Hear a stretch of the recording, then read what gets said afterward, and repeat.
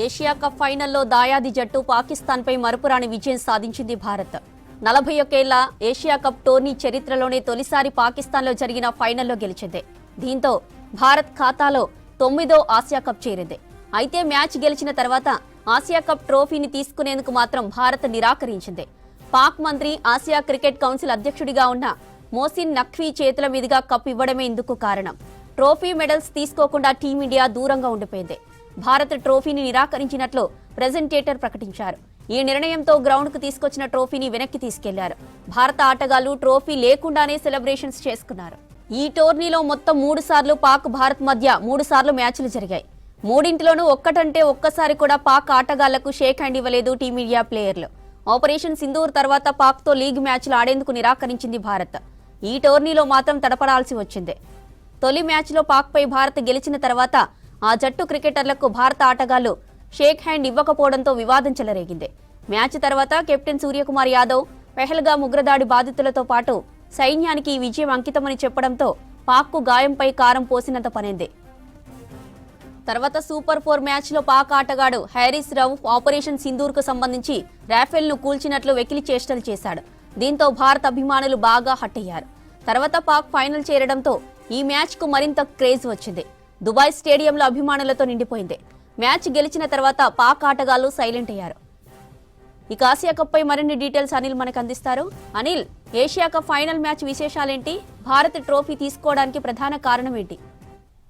జ్యోతి, India మొత్తంగా దసరా పండుగ ముందే వచ్చేసింది క్రికెట్ అభిమానులకనే చెప్పవచ్చు. ఎందుకంటే నిన్న జరిగినటువంటి ఫైనల్స్లో పాకిస్తాన్ భారత్ మధ్య జరిగినటువంటి ఫైనల్స్లో అజేయ జైత్రయాత్ర కొనసాగింది. ఆసియాలో సో క్రికెట్కి తిరుగులేదనేట్టు కూడా టీమిండియా నిన్న నిరూపించినటువంటి విషయం మనకి తెలిసిందే. అయితే ఈ టీమిండియా ఇప్పటివరకు 8 సార్లు ఆసియా కప్ తీసుకుంటే సో నిన్నటి దాంతో 9 సార్లు కూడా ఆసియా కప్పు కైవసం చేసుకున్నటువంటి పరిస్థితి. అయితే పాకిస్తాన్కి సంబంధించినటువంటి జట్టు మొదటి నుంచి కూడా అంటే నిన్నటి మ్యాచ్ కనుక చూసినట్లయితే మనకి ఇప్పటివరకు ఆసియా కప్లో దాదాపు ఆడినటువంటి అన్ని మ్యాచ్ల్లో కూడా టీమిండియా గెలిచింది. పాకిస్తాన్తో గెలిచినటువంటి అటు లీగ్ దశలో గెలిచినటువంటి మ్యాచ్లో గెలిచింది, తర్వాత సూపర్ 4లో జరిగినటువంటి మ్యాచ్ గెలిచింది, నిన్న ఫైనల్లో గెలిచినటువంటి మ్యాచ్ కూడా గెలిచింది. అయితే మొదటి నుంచి కూడా ఆసియా కప్లో ఒకే గ్రూప్లో ఉన్నటువంటి ఇండియా పాకిస్తాన్కి సంబంధించి సో లీగ్ దశలోనే మన ఇండియాకి సంబంధించి, ఎందుకంటే ఇది ఆపరేషన్ సింధూర్ తర్వాత జరిగినటువంటి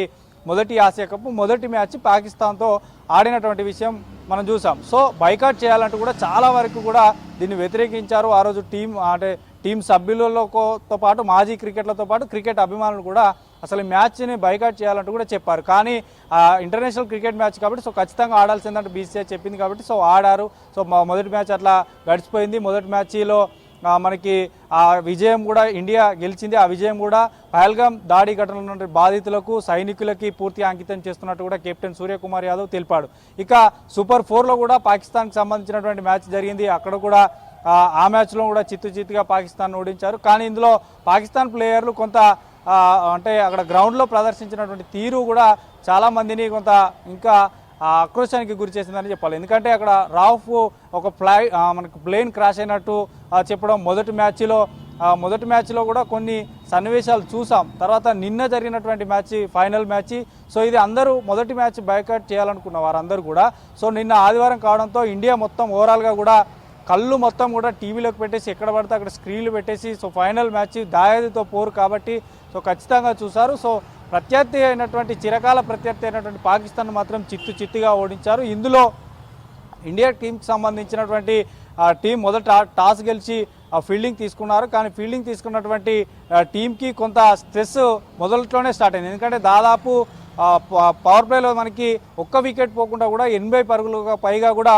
పాకిస్తాన్ ఓపెనర్స్ తర్వాత ఫర్హాన్ చేసినటువంటి పరిస్థితి. వీరిద్దరే ఓపెనర్లు చాలా దూకుడుగా ఆడినటువంటి పరిస్థితి మనం చూసాం. తర్వాత వచ్చినటువంటి ప్లేయర్స్ అంతా కూడా అంటే స్కోర్ మొదట్లో ఎక్కువగా పోయినా కూడా తర్వాత మనకి మొట్టమొదలే తిలక్ వర్మ క్యాచ్ తీసుకోవడంతో అక్కడ వికెట్ల ప్రారంభమైంది. ఇక మిగతా దాదాపు పాకిస్తాన్కి సంబంధించినటువంటి ప్లేయర్స్ 5 మెంబర్స్ కూడా సింగిల్ డిజిట్స్కే అవుట్ అయినటువంటి పరిస్థితి మనం చూసాం. కొంతమంది డక్అవుట్ అయినటువంటి పరిస్థితిని కూడా చూసాం. బూమ్రా వేసినటువంటి బౌలింగ్కి రాఫ్ పూర్తిగా క్లీన్ బౌల్డ్ అయ్యాడు. సో అక్కడ కూడా అతనికి ఎప్పుడైతే మనకి సెకండ్ మ్యాచ్లో ప్లేన్ క్రాష్ అయినటువంటి ఒక ఆ సన్నివేశాన్ని చూపించాడు. సో అదే రీతిలో బదిలిచ్చాడు. బూమ్రా కూడా ప్లేన్ డైరెక్ట్గా క్లాష్ అయ్యి కింద పడ్డట్టు కూడా వికెట్ పడగానే రౌఫ్కి బదిలిచ్చాడు. సో ఇట్లాంటి సన్నివేశాల మధ్య పూర్తి అవ్వడం నిన్న ఉత్కంఠభరితంగా జరిగినటువంటి పాకిస్తాన్ పై భారత్ 5 వికెట్ల తేడాతో భారత్ ఘన విజయం సాధించింది.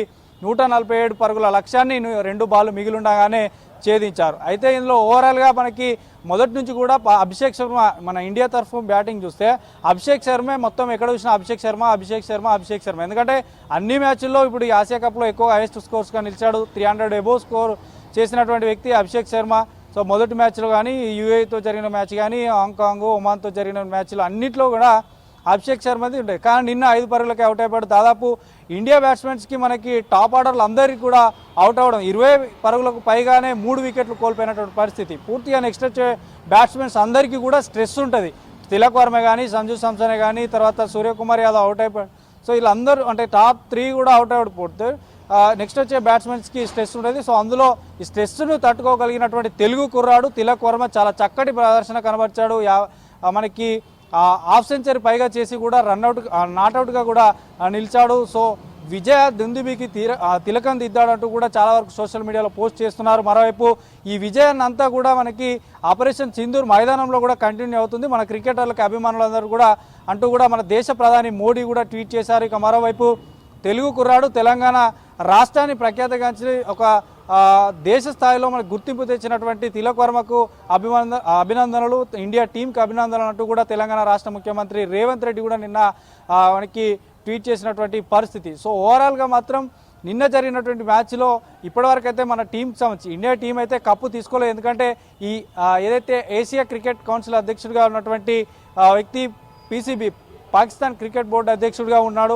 అతను ఆ పాకిస్తాన్ దేశానికి సంబంధించినటువంటి మంత్రి మొసిన్ నఖ్వీ ప్రస్తుతం ఈ ఐసీసీకి ప్రెసిడెంట్గా ఉన్నాడు. కాబట్టి సో దాన్ని కప్పును తీసుకోవడానికి సుముఖంగా లేరు. సో తీసుకోలేదు. మిగతా గెస్టుల ద్వారా అక్కడ ఉన్నటువంటి Abhishek Sharma player of the match, player of series Abhishek Sharma and Tilak Varma ఇతర గెస్టుల నుండి 2 మెడల్స్ మాత్రమే తీసుకున్నారు తప్ప మిగతా అటు కప్పు కానీ మెడల్స్ కానీ తీసుకోలేదు. ఇక మరోవైపు అందరూ ఇప్పుడు ఏదైతే ఏసీసీ ప్రెసిడెంట్ ఉన్న మొసిన్ నఖ్వీ ఇవ్వకుంటే ఎమిరేట్స్ క్రికెట్ కౌన్సిల్ అధ్యక్షుడు ఉన్నటువంటి అతనితో ఇప్పిస్తామనుకున్నారు. కానీ అది కూడా జరగలేదు. సో పూర్తిగా అక్కడ ఉన్నటువంటి ప్రెసిడెంట్ కూడా ప్రకటించాడు ఇండియా టీం కప్పు తీసుకోవట్లేదు అన్నారు. సో దాన్ని తిరిగి మళ్ళీ తీసుకొని వెళ్ళి డ్రెస్సింగ్ రూమ్లో పెట్టేసినటువంటి పరిస్థితి చూసాం. సో ఓవరాల్గా మాత్రం కప్పు తీసుకోలేదు. దాదాపు ఈ యొక్క మ్యాచ్కి సంబంధించిన రివార్డ్ అంటే 21 కోట్లకు పైగానే ఉంటుంది. సో అది అభిమానులు, ఆటగాళ్ళు, సిబ్బందికి ఇస్తామంటూ కూడా క్రికెట్ అక్కడ ఉన్నటువంటి టీం కూడా అనౌన్స్ చేసింది. సో ఉత్కంఠభరితంగా జరిగినటువంటి ఈ పోరులో మాత్రం చిత్తుగా పాకిస్తాన్ ఓడించినటువంటి టీమిండియాకు తిలక్ వర్మ నిన్న చాలా మనకి మొదటి నుంచి కూడా హైదరాబాద్కి చెందినటువంటి తిలక్ వర్మ అతని తల్లిదండ్రులు కూడా ఇక్కడే హైదరాబాద్ నగరం తెల్లాపూర్ మన రాష్ట్రంలోని తెల్లాపూర్లో నివసిస్తున్నారు. సో పూర్తిగా కూడా ఈ యొక్క తిలక్ వర్మకి కూడా దేశ స్థాయిలో గుర్తింపు వచ్చింది. చాలా చిన్న వయసు నుండి చాలా కష్టపడి వచ్చానంటూ కూడా తర్వాత మీడియా అడిగినటువంటి ప్రశ్నలకు కూడా సమాధానం ఇచ్చాడు. సో సూర్యకుమార్ యాదవ్ కెప్టెన్సీలో ఈసారి జరిగినటువంటి ఆసియా కప్లో సో టీమిండియాను ఆసియాలోనే టీమిండియాకు క్రికెట్ ఆటలో సో తిరుగులేదంటూ కూడా నిన్న నిరూపించారు. దీంతో రాష్ట్రపతి నుంచి కింది స్థాయి అంటే అన్ని రాష్ట్రాల్లో కూడా అందరూ కూడా ట్వీట్ చేశారు. సో మన క్రికెటర్లకు అభినందనలు అంటూ కూడా చెప్పారు. సో మెట్రో నగరాలలో చాలా ఏరియాల్లో మ్యాచ్ విన్ అవ్వడంతోనే టపాసులు పేలుస్తూ స్వీట్లు పంచుకుంటూ చాలా ఎంజాయ్ చేశారు. ఆపరేషన్ సింధూర్లో మినీ వార్గా నిన్న చూశారు. సో ఇదొక యుద్ధం లాంటిదే. అటు ఆపరేషన్ సింధూర్లో విజయం సాధించాం, మళ్ళీ క్రికెట్ ఇక్కడ కూడా విజయం సాధించాం. ఆపరేషన్ తిలక్ వర్మ అంటూ కూడా చాలా వరకు పోస్టులు చేస్తున్నారు సోషల్ మీడియాలో. సో మొత్తానికైతే ఆసియా కప్ను మాత్రం 9వ సారి ఎట్టకేలకు టీమిండియా సొంతం చేసుకుంది. జ్యోతి.